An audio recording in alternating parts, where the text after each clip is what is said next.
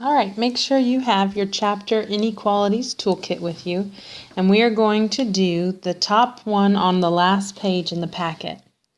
The topic for this is graphing two-variable inequalities. Let's try that again.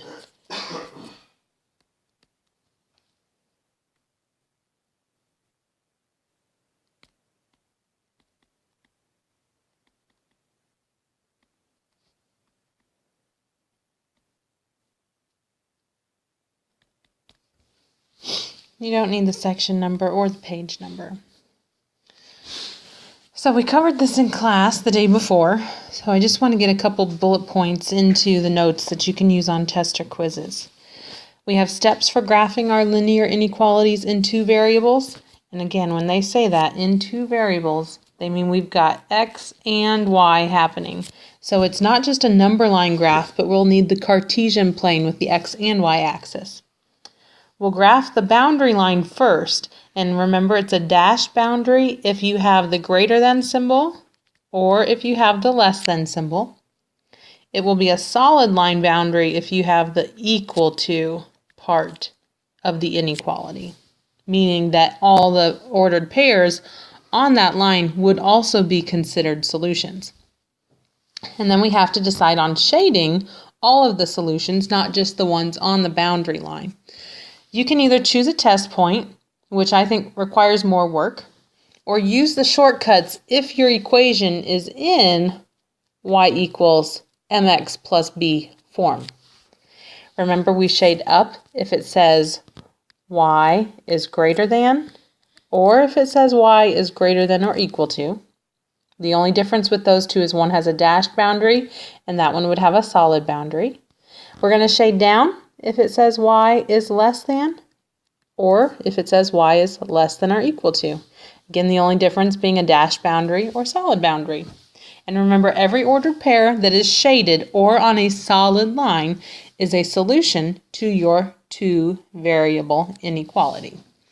So we have one example over here on the right. 3x minus 2y is less than 10. My first job is going to be to get that into mx plus b form. So I'm going to start by subtracting 3x from both sides. That'll leave me with negative 2y on the left. Subtracting does not flip my symbol, so I still have less than. And when I subtract the x's, they're going to go over to the other side and become negative. Negative 3x plus 10. Now I will want to divide by my coefficient of negative 2. And remember, when we divide or multiply by a negative number, it's going to flip that inequality sign. So it becomes y is greater than, negative divided by negative is positive, so 3 halves x, and 10 divided by negative 2 is negative, so negative 5. Now I can see here the slope of my boundary line, and I can see the y-intercept. So I'm going to start at the y-intercept of negative 5. 2, 3, 4, 5, put a point there. And I'm just going to use the definition of slope being rise over run to get a couple other ordered pairs.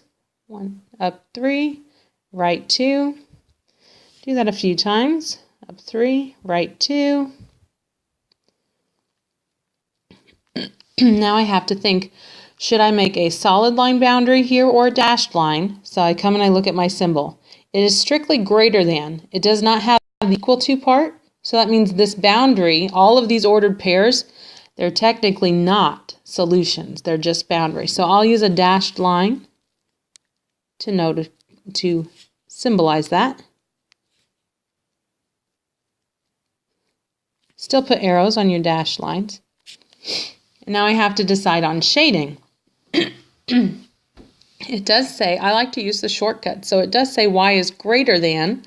So according to our shortcuts, greater than would be shade up. We can also do a test point. You pick any point that's not on the boundary line, so I cannot pick any of these points here, but an easy point to pick is 0, 0.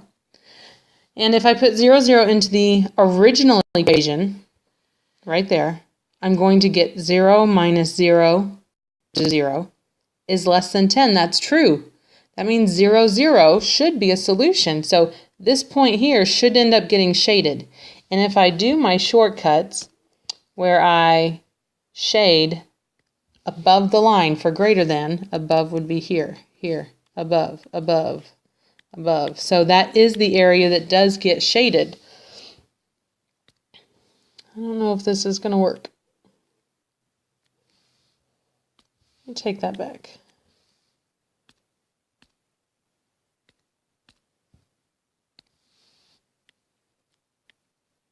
So all of this, don't shade over your dashed line like just happened, and color in all of that.